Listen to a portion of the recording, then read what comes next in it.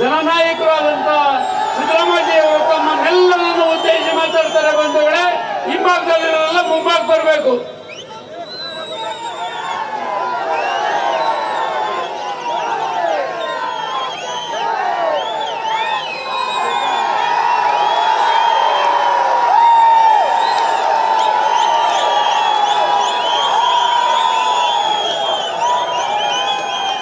ಈ ಪ್ರಚಾರ ಸಭೆಯಲ್ಲಿ ಭಾಗವಹಿಸಿರ್ತಕ್ಕಂಥ ಆಹಾರ ಮತ್ತು ನಾಗರಿಕ ಸರಬರಾಜು ಸಚಿವರಾದಂಥ ಕೆ.ಎಚ್. ಮುನಿಯಪ್ಪ ಅವರೇ, ಕಂದಾಯ ಸಚಿವರಾದಂಥ ಕೃಷ್ಣ ಬೈರೇಗೌಡ ಅವರೇ, ಉನ್ನತ ಶಿಕ್ಷಣ ಸಚಿವರಾದಂಥ ಸುಧಾಕರ್ ಅವರೇ, ಮೇಲ್ಮನೆಯ ಸದಸ್ಯರಾದಂಥ ನಸೀರ್ ಅಹಮದ್ ಅವರೇ, ಇನ್ನೊಬ್ಬರು ಮೇಲ್ಮನೆಯ ಸದಸ್ಯರಾದಂಥ ಸೀತಾರಾಮ್ ಅವರೇ, ಈ ಕ್ಷೇತ್ರದ ಮಾಜಿ ಶಾಸಕರು ಆತ್ಮೀಯರು ಆದಂಥ ವೆಂಕಟರಮಣಯ್ಯ ಅವರೇ,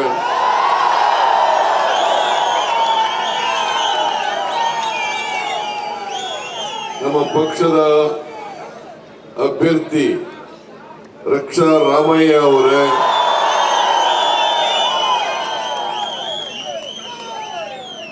ನಿಮ್ಮ ಉತ್ಸಾಹವನ್ನು ನೋಡಿದರೆ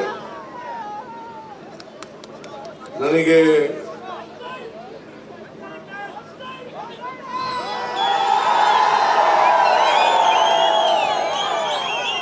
ರಕ್ಷಾ ರಾಮಯ್ಯ 100 ಗೆಲ್ತಾರೆ ಅಂತಕ್ಕಂಥ ವಿಶ್ವಾಸ ಬರ್ತಾ ಇದೆ.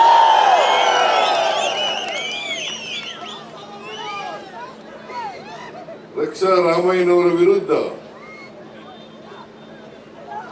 ಒಬ್ಬ ಭ್ರಷ್ಟಾಚಾರಿ ಸ್ಪರ್ಧೆ ಮಾಡಿದ್ದಾರೆ.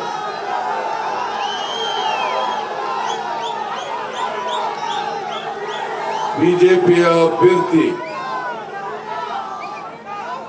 ಬಿಜೆಪಿ ಸರ್ಕಾರದಲ್ಲಿ ಆರೋಗ್ಯ ಸಚಿವರಾಗಿದ್ದರು.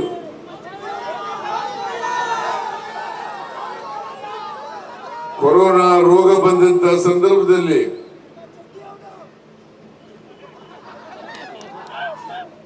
ಆರೋಗ್ಯ ಇಲಾಖೆಗೆ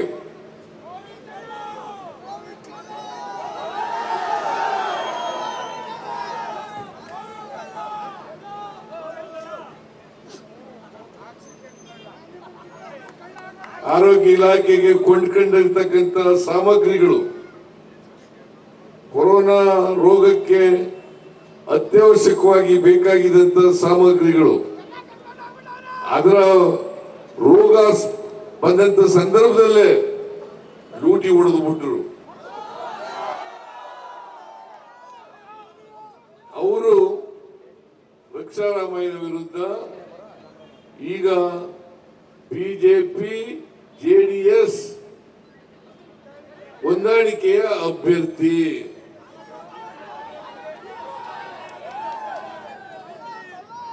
ನೀವು ಯೋಚನೆಯನ್ನು ಮಾಡಬೇಕು. ಅತ್ಯಂತ ಸರಳ ಸಜ್ಜನ ಪ್ರಾಮಾಣಿಕವಾದಂತ ರಕ್ಷಾರಾಮಯ್ಯ ಬೇಕಾ, ಕೊರೋನಾ ರೋಗದಂತ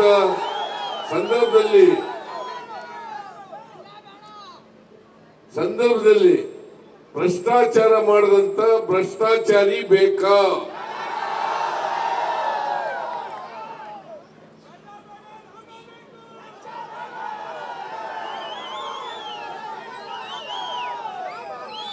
ನಾನು ವಿರೋಧ ಪಕ್ಷದ ನಾಯಕನಾಗಿ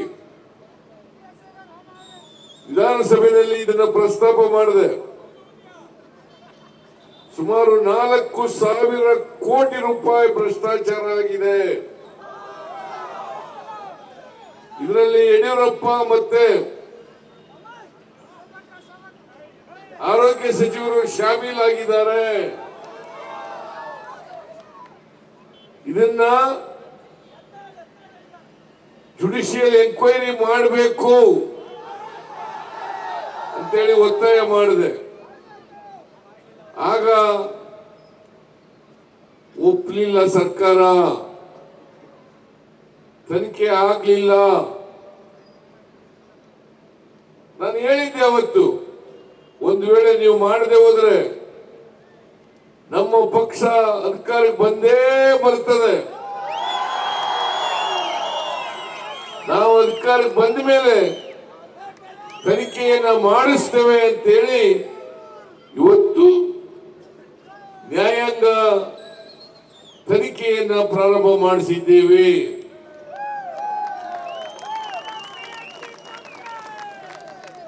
ಈ ಭ್ರಷ್ಟಾಚಾರ ಪ್ರಕರಣದಲ್ಲಿ ಸಾಕಷ್ಟು ಸಾಕ್ಷ್ಯ ಇದೆ. ಅದರಿಂದ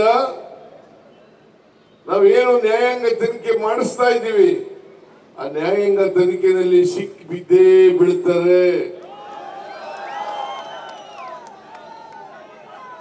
ಶಿಕ್ಷೆ ಅನುಭವಿಸಲೇಬೇಕಾಗ್ತದೆ.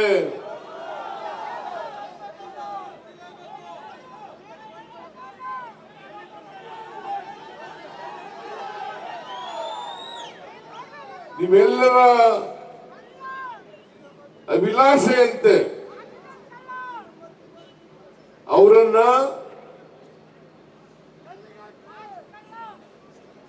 ನೀವೇನ್ ಹೇಳ್ತೀರಿ ಅದನ್ನ ಮಾಡೋಣ.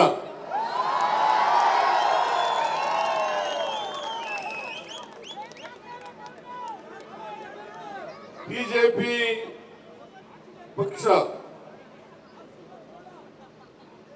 10 ವರ್ಷಗಳ ಕಾಲ ನರೇಂದ್ರ ಮೋದಿ ಅವರು ಈ ದೇಶದ ಪ್ರಧಾನಮಂತ್ರಿ ಆಗಿದ್ದಾರೆ.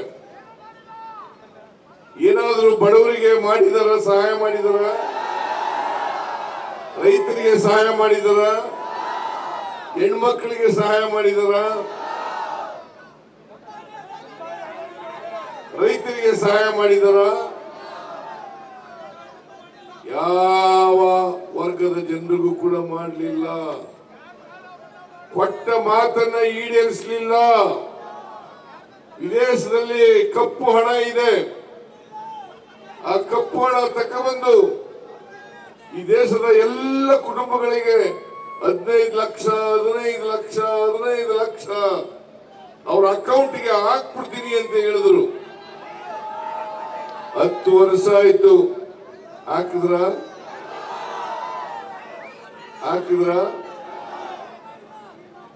ಹೆಣ್ಮಕ್ಳಿಗೆ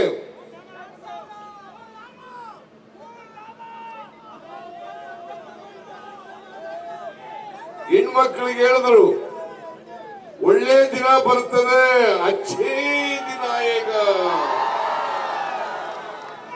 ಅಚ್ಚೇ ದಿನ ಈಗ. ಎಲ್ಲ ಅಗತ್ಯ ವಸ್ತುಗಳ ಬೆಲೆಯನ್ನ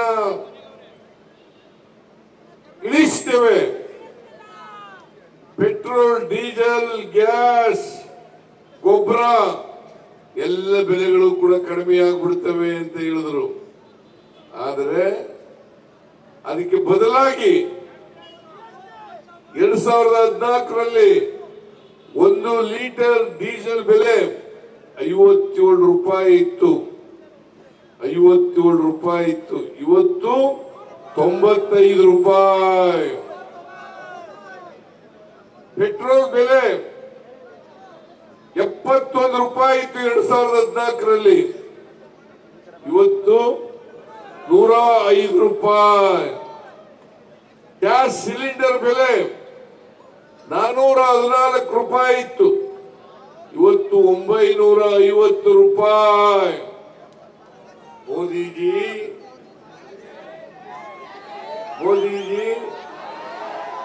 ಎಲ್ಲಿ ಅಚ್ಚೇ ದಿನ ಆಯೇಗ ಅಂತ ಹೇಳಿದ್ರಲ್ಲ, ಎಲ್ರಿ ಬಂತು?